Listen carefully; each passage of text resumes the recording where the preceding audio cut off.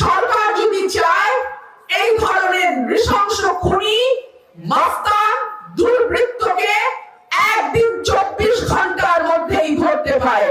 সরকারের মধ্যে যদি কোন অংশ থাকে যারা এই নির্বাচনকে বিলম্বিত করতে চায়, তাদের অবিলম্বে চিহ্নিত করুন। ওসমান হাদি গণতন্ত্র মঞ্চের একজন তরুণ তুর্কি, একজন তরুণ নেতা, এবং তিনি ঢাকা ৮ আসন থেকে নির্বাচন করার ঘোষণা দিয়েছেন স্বতন্ত্র প্রার্থী হিসেবে। তাকে খুব খারাপ ভাবে মাথায় গুলি করে আইসিইউতে আছে তিনি এখন। আমরা সবাই হাদি ভাইয়ের দ্রুত সুস্থতার জন্য আল্লাহ রাব্বুল আলামিনের কাছে দোয়া করি।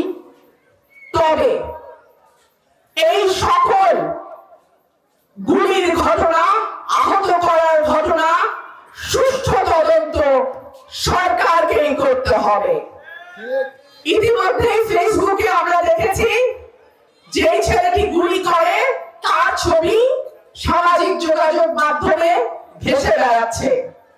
আমরা বিশ্বাস করি সরকার যদি চায় এই ধরনের নৃশংস খুনি মাস্তান দুর্বৃত্তকে একদিন 24 ঘন্টার মধ্যেই ধরতে পারে।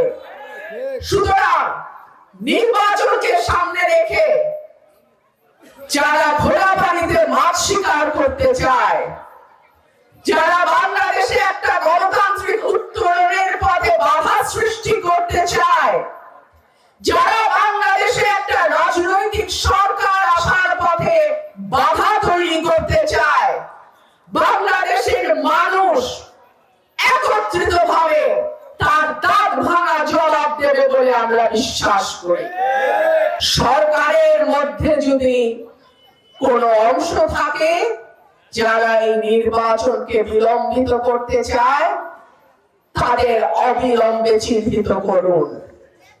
সরকারকে আহ্বান জানাবো, বাংলাদেশের মানুষ শান্তি চায়, বাংলাদেশের মানুষ নিরাপত্তা চায়, বাংলাদেশের মানুষ স্বাধীনভাবে মত প্রকাশ করতে চায়।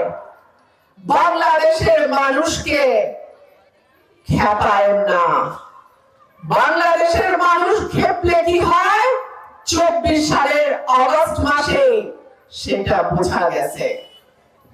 সুতরাং নির্বাচনটি যাতে সুষ্ঠু পরিবেশে, সুন্দর পরিবেশে, লেভেল প্লেইং ফিল্ডের পরিবেশে সকল দল মতের মানুষ নির্বিঘ্নে যাতে নির্বাচনে অংশ নেয়, সেই ব্যবস্থা করার দায়িত্ব সরকারের।